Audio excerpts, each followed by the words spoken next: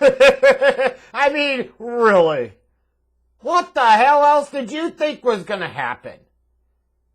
It was the Minnesota Vikings and the Chicago Bears on prime time. I mean, really. In that third-rate stadium where it looks like a UFO crash-landed and fucking anally fisted the goddamn Roman Coliseum with bad weather. What else did you think you were going to see on Monday night with Mike Zimmer and Matt Nagy coaching than 3 hours of NFC North style Bears football? I mean, you could sit there and piss and moan and bitch and complain about ESPN and the NFL allowing this game to stay in primetime. Why the hell would they do that to America? Well, frankly, America deserves that punishment, especially if you're stupid enough to have proactively sought out to tune in to watch this game. You say, well, why make us suffer? Well, I say the punishment should fit the crime. You chose to watch this.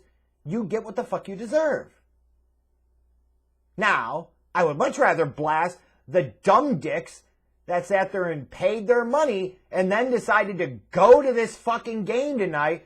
Imagine how stupid you gotta fucking be for a 4-9 team that's not going anywhere, that deserves none of your support and none of your money. You're gonna go sit and freeze your ass off in December in that third-rate ass stadium on cold-ass Lake Michigan to watch bear weather style Bears football. You're the fucking cancer that allows this cycle of mediocrity the McCaskey way to permeate every level of this organization. You're the problem. You deserve to be mocked and ridiculed. The highlight of the night might have been the one fan that says, after further review, we suck. Hey, guess what? So do you, asshole. You paid money to go to this game. You suck worse. Oh, my God. Oh, and then, to the asshats that have sat there for months and months and talked about they might want Louis Riddick to come in and be the next general manager of this team. Did you listen to him tonight? Did you listen to him? This Matt Nagy stand, you want him to be the next general manager of the Chicago Bears? The fuck is wrong with you? Jesus, based off of what we heard on commentary tonight, the hell with Louis Riddick's scout and front office experience. Give me goddamn Brian Greasy. If we're going to go from the Monday Night Football booth, at least give me somebody that has a goddamn clue. But enough about that ranting for now. Let's talk about Bears football. I mean, what else did you expect? First drive of the game for the Bears. 3 and out. Second and 18. What would Nagy do? Well, I'd draw a play up the middle, of course. Did you think you were actually going to try and get the first down? Did you actually think you were going to try and play aggressive style offensive football against a shitty-ass defense in the Vikings? No! You got to play it close to the vest. Because you got to sabotage your young rookie quarterback one more time. And then, of course, you've got these nincompoops, the fan base and the media of the Chicago Bears are going to bend over backwards, giving them fucking fingers up the ass and goddamn reach-arounds to praise Sean Desai and the Desai defense. The same Desai defense that let Justin Jefferson, of all goddamn people, run free over the middle multiple times in this game. And on the first touchdown, let him get 10 yards of space. I mean, who the fuck thought that was a good idea? Apparently Sean Desai did, but we're going to totally excuse and ignore that fact. Give me a fucking break. And you know, even when the Bears would get something going, you had Justin Fields with the brutal fumble on that run. You just can't have that happen. Rookie mistakes, yes. Chance to correct and fix them, yes. But we've got to be realistic here. A lot of you are going to point to this and you're going to say, well, you get Justin Fields, a new head coach, and knows what he's doing, and he'll be just fine. Second-year quarterback will have some big progression and growth. You dipshits realize you said the same thing about Rex Grossman and goddamn Mitchell Trubisky, right? No, I'm not comparing Justin Fields to those other two, because Justin Fields is infinitely more physically talented at the quarterback position. What I am saying is that there's similarities in just because you change the participants in terms of the coach and the front office doesn't automatically mean that Justin Fields is going to develop into a stud. You've said it before, and what the hell difference did it make? Justin Fields is not the problem, no. Justin Fields flashes some big-time potential. It would help if he had an offensive play caller that knew what the fuck he was doing. I completely and totally agree with you. But to sit there and pretend like you know Justin Fields is going to be the guy, what planet are you living on? What in the flat earth are you thinking? Because you cannot make that determination right now. You just can't. All you're doing is guessing, hoping, wishing, assuming. Just because you want him to be doesn't automatically mean that he is. He needs a lot of work. The potential and upside is there. But if he doesn't want to be the next Trubisky for this organization, he's got to fix the goddamn ball security. He's got to fix the accuracy at some spots. His pocket presence, he's got to stop taking some of those horrendous ass sacks. Those are on him. He's got to figure out a way to speed up his internal processor and react quicker to what he sees. He does.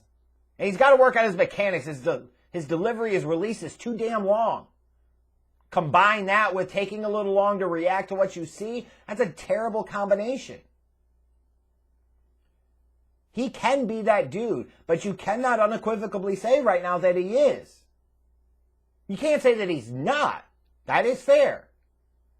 But the only reason you say that he's going to be the guy is because you want him to be the guy, or you want to believe that he could be the guy. But the reality is you don't know yet. That's how detrimental Matt Nagy being his head coach in 2021 has been. This young man needs a lot of work. We are a long ways from crowning his ass as the savior of this franchise. But I was pleasantly surprised on one thing. Matt Nagy actually got a flag for defending his damn team. There were a couple of shitty calls in this game, and after the first shitty call, Nagy went off on the refs during a timeout and fucking got a flag. And I love it.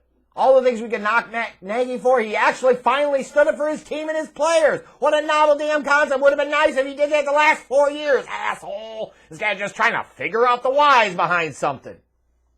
But goddamn, that David Montgomery fumble was brutal too. Here the Bears, they're in the red zone. There's an opportunity to get some points on the board. So, of course, he fumbles. And it just... ugh. And like I said, the whole thing about the Desai defense. The same Desai defense that decided they'd rather play Kendall Vildor, Duke Shelley, and Artie Burns, Christian, guys like that in the secondary over Thomas Graham Jr., who had a nice game tonight, who flashed something that showed the potential to be another one of those day 3 steals for this Bears organization.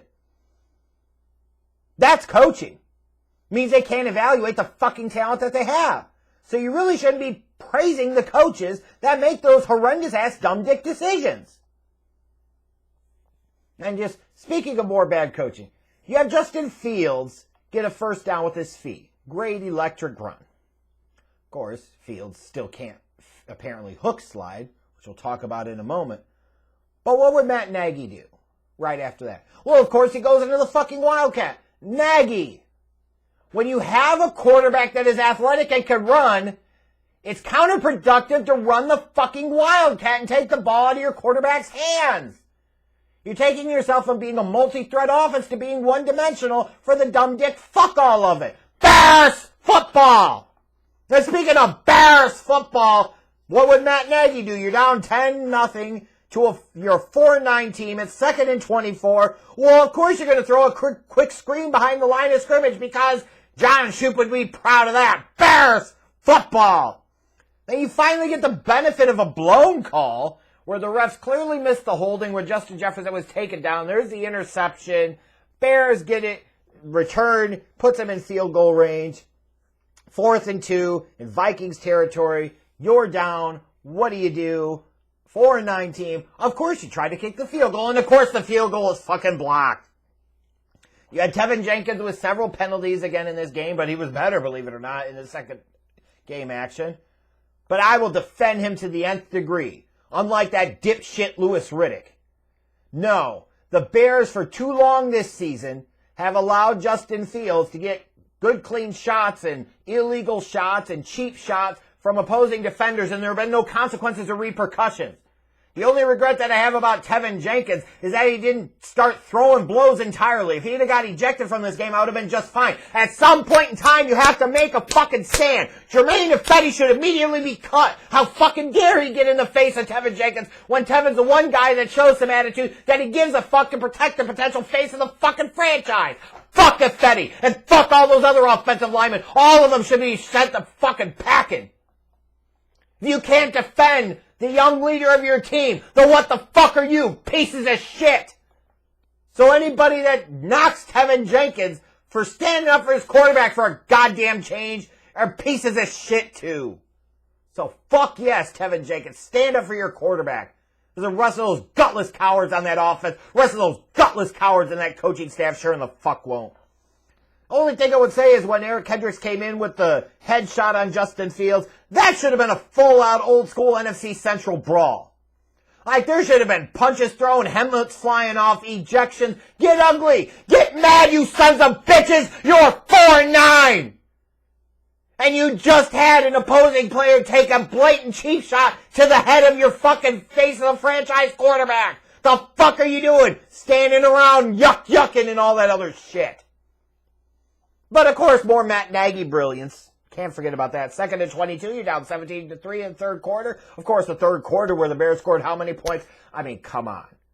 If you have to ask that question and you don't know the answer to that question proactively ahead of time, then you've clearly never watched a Bears game under Matt Nagy over the past 4 seasons, because you know what that answer was. But what does Matt Nagy do in that spot? 2nd and 22, down 17-3 in the third quarter? Of course, he runs the draw play for 2 yards, because that's what would Nagy do. And, you know, just when you think, hey, there's still a chance here, maybe the special teams giveth. You get the great block on the punt by Damian Williams. That had to hurt his fucking hand. And you right there in field goal range, basically. Of course, Matt Nagy immediately calls a run right up the gut in the middle. Because of course he would. And then you get the 4th down clusterfuck. And this is peak Bears football, and Nagy's a numbskull. All the goddamn timeouts that have been burned on offense over the past 4 seasons because they're disorganized on offense. They can't get the fucking play in. They don't know what they're doing. Here, it's so clear and obvious on 4th down. You need to go for it. Yes, it's 4th and 2. Why don't you call the timeout? You let this discombobulated clusterfuck of a play run, and of course it's a turnover on downs. And then, of course, immediately the next series, the special teams take it away because Demire Bird, of course, has them brick hands bird ass, sits there and muffs the punt, and combines that with not catching passes that hit him right in the hands. So that killed a lot of the momentum. And even when the Bears, you know, late in the fourth quarter on that 4th down field with that beautiful throw to Mooney, and Mooney just couldn't get possession and get his knee down, shin down, whatever, in time, of course. Bears football. And a peak Bears football is celebrating the Bears scoring a touchdown on the last play of the game when it has absolutely no bearing or ramifications on the result. That's Bears football right there. Yeah! And to you idiots that are going to say, they probably bet on the game, you're actually trusting that these fucking numbskull idiotic morons that paid to go in that UFO, that fucking skull fucked the fucking Roman Coliseum, and gave money to watch this piece of shit product of Bears football and take on the Vikings of all goddamn teams in prime time? You're gonna tell me? That these fans are smart enough to understand basic betting things like odds and lines and shit? You're fucking crazy! No, they were cheering because they actually cheered for a goddamn touchdown that was scored in the last play of the game that meant nothing. Because they're the same idiots that went in bear weather to freeze their asses off for 3 hours in Soldier Field on Monday night to watch Bears football. And while this is everything you would have expected a Bears performance to be, 9 points in prime time, of course it was. What does it say about the fucking Vikings? You look like shit. Everybody in America that watched this game says, Matt Nagy's a fucking clown. Well, what does that make the coach that up until this point in time had been 1-5 against him and is now a whopping 2-5 against him is Mike Zimmer? You can see why he should be fucking fired too.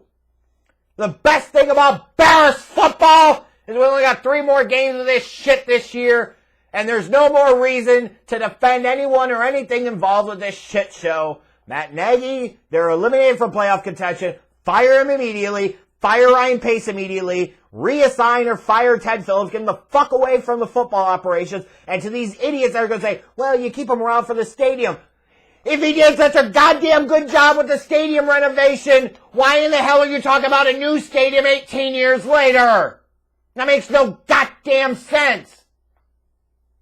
Oh, you promote Champ Kelly from within. You don't want anybody that has a stake of Ryan Pace on him. What the fuck is wrong with you? I don't give a shit. You need a house cleaning and you need a fresh start. You need competent people that know what the fuck they're doing. And you clearly don't have that here in Chicago. Ugh. 3 more games. And then mercifully it'll be the end of this fucking lost ass season.